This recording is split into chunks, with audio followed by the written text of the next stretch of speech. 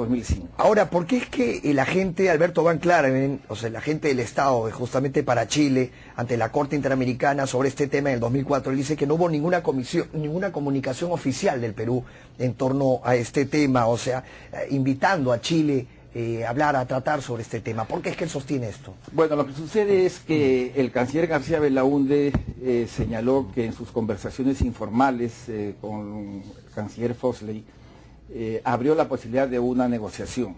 Lo que está diciendo Von Claveren a Radio Holanda es que eso no existió y que el único caso de acción formal y directa del Perú pidiendo la negociación es la nota que el año 2004 yo remití a la canciller Soledad Alvear diciéndole vamos a negociar de buena fe, dentro de los próximos 60 días vamos a reunirnos para negociar un tratado de límites. Esa nota formal que yo envié a la canciller Alvear es el primer anexo de las demandas peruanas y ese es el punto de partida que permitió ir a la Corte, porque la Corte exige que se agoten las negociaciones diplomáticas. Al yo invitar a Chile formalmente para hacerlas y a Chile no aceptarlo, se cumplió con el requisito. Lo que dice Von Claveren es que más allá de esa acción que yo tomé como canciller, según él, no ha habido otra invitación de negociación, como señaló el canciller García Belaúnde. Ahora, Chile ha mostrado, ha dicho de que está bastante fuerte para la fase oral. ¿Cómo se encuentra el Perú en estos momentos? Bueno, todos los estados que litigan en la Corte, como todas las partes que litigan en el Poder Judicial, tienen la obligación de decir que están sumamente fuertes, ¿no es cierto? Sería inusual que un estado diga que está débil. Pero en estos casos hay que hacer un esfuerzo de objetividad, ¿no? De no engañar a la población y de dar mensajes claros, responsables. Y yo diría que la fase oral va a ser decisiva, porque en esa fase el Perú tiene que hacer sus peticiones, tiene que decirle a la Corte, yo quiero que ustedes, señores jueces, fallen diciendo esto, esto y esto. Y además allí se van a compulsar, van a entrar en un sistema controversial de argumentos y contraargumentos, las posiciones de los dos países. Y yo sí estoy convencido de que el Perú tiene la razón jurídica y que bien llevado el juicio, esto pues se traducirá en resultados favorables a los intereses nacionales de la patria. Ahora, sabiendo quizá la mentalidad que tiene el próximo gobierno, que es el gobierno del presidente electo Ollanta Humala, él siempre ha tenido como una mentalidad antes, por ejemplo, de presentar sus planes de gobierno un poco antichilena, así como podrían tomarlo ciertas personas. De perder el Perú en la Corte de la Haya, pongámonos en el peor de los casos, ¿qué podría suceder con la economía o con ese intercambio entre ambos países? Yo le voy a decir lo siguiente. El comandante general de la Armada chilena, hace un año y medio más o menos, dio una entrevista y dijo, Chile de ninguna manera va a ganar, porque el Perú ya ganó. ¿Eso qué significa? Que si nos ponemos en la peor hipótesis de un fallo de la Corte en contra del Perú, de todas maneras vamos a ganar. O sea, que aún en el fallo más desfavorable al Perú, vamos a obtener, yo creo, aproximadamente más de 30.000 kilómetros cuadrados de mar en relación a la situación actual. Entonces, mi hipótesis de trabajo como canciller y ahora como jurista y analista es de que aún en el peor escenario, el Perú gana. Y entonces, consecuentemente, en el mejor escenario para Chile, Chile pierde. El problema es si el Perú gana el 100%, gana el 50%, o el 60%, o el 40%.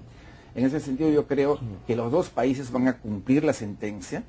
La Corte Internacional de Justicia no solamente es un tribunal internacional, sino que es el Tribunal Internacional de las Naciones Unidas y forma parte del sistema de seguridad y de paz internacional.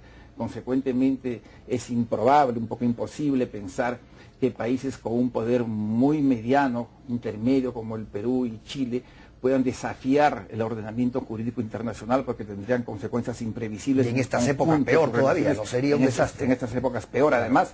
Hay que dar crédito a la buena fe. El gobierno del Perú actual, el presidente García y el presidente Humala electo, han señalado que el Perú va a cumplir el fallo, no me cabe la menor duda, sí. Igual Sebastián Piñera. Algunos señalaban, por ejemplo, que el hermano menor del presidente electo Ollanta Humala, Alexis Humala, había ido a negociar armas para traer acá a cambio de gas y de pesca para los rusos.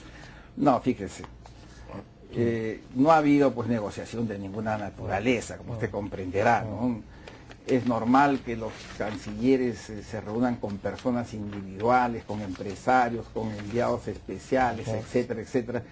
Y aquí no ha habido ninguna negociación, pero valga como una anécdota lo que usted señala. Sí, sí. Ahora, usted ha hablado también sobre esa solicitud que debería tener el gobierno peruano más adelante, a partir del 28 de julio, en lo que es cooperación de Estados Unidos en la lucha contra drogas. Sí, Hemos claro. visto que ha crecido enormemente el narcotráfico en varios lugares de nuestro país. ¿En qué se basaría esta ayuda? Fíjese, yo creo que el más grande peligro que tiene el Estado peruano y la sociedad peruana es el narcotráfico.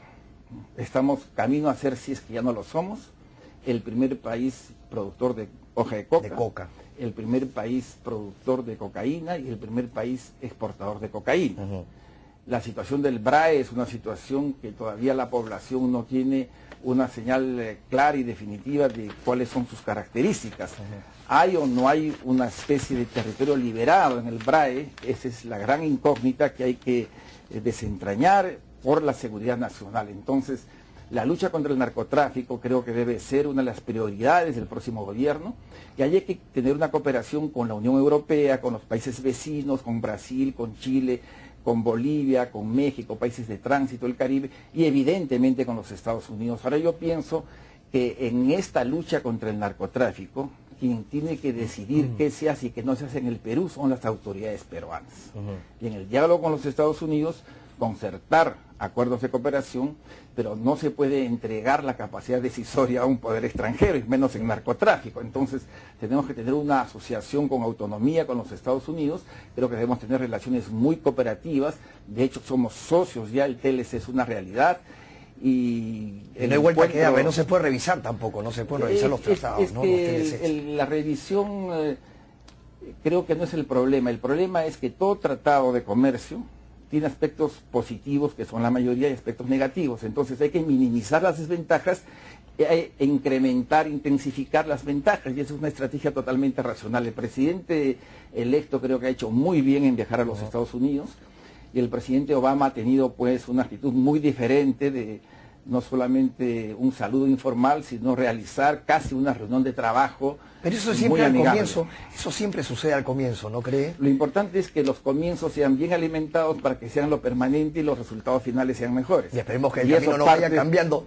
Claro. Exactamente, por eso es parte pues de la diplomacia y de las relaciones externas. Pasando al tema de su partido, canciller, ¿es cierto que Hernando Guerra García decidió salir de Fuerza Social porque las bases lo eligieron a usted? Yo no es mi partido Fuerza Social. Pero tiene simpatía, Eso sí, pero yo soy muy riguroso y tenemos que señalar claramente, ¿no? Yo no podría decir eso porque yo no podría leer cuál es el pensamiento de Hernando Guerra García. Yo creo que es una persona valiosa, es uno de los hombres en el Perú que más ha contribuido a la práctica del emprendedurismo. No hay que olvidar que en el Perú cerca del 98% de las empresas formales son micro y pequeñas empresas. Entonces él ha hecho un aporte importante, él ha renunciado, Gustavo Guerra García ha replicado esa renuncia. Bueno, es parte de la vida política peruana. Yo no me pronuncio valorativamente ni en un caso ni en el otro, porque entiendo que una persona tiene derecho a renunciar y tiene derecho a exponer los fundamentos de su renuncia, y la otra tiene derecho a contestar. Muchas gracias, canciller, muy diplomático usted para responder a la pregunta. Muchas gracias por haber venido. Mi profesión, la diplomacia. Lo sabemos, y la diplomacia no es no ser claro, sino que es sencillamente responder con la verdad, responder con transparencia y no modificar la realidad para los intereses personales o en este caso partidarios de una persona, y en ese sentido trato de ser objetivo. Y claro, la objetividad hay veces es una excepción, pero yo creo que debe ser la regla. Claro, quizás lo veremos en algún ministerio. No creo, yo creo que me verán en el ejercicio de un cargo propio de un embajador del servicio diplomático como soy yo. Bien, muchas gracias, canciller. Ha sido el canciller entonces. Hemos tenido al canciller Manuel Rodríguez Cuadros, y embajador y ex canciller de la República. Una pausa.